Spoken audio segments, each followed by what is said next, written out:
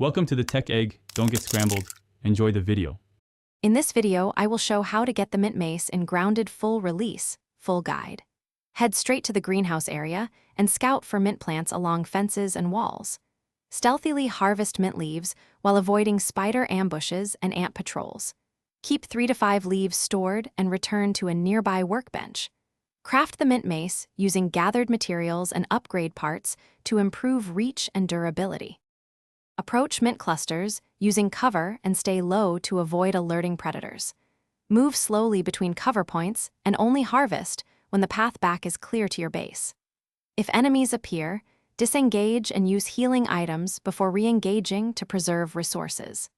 Keep a repair kit handy to fix the mace if it breaks during fights, and upgrade your carrying capacity to transport more leaves in one run.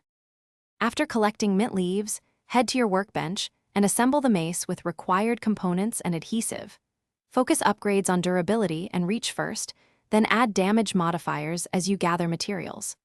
Experiment with different cores to find the best balance for your playstyle and inventory limits. Practice swings near your base to check repair costs and how many hits the mace can deliver before needing maintenance or replacement parts.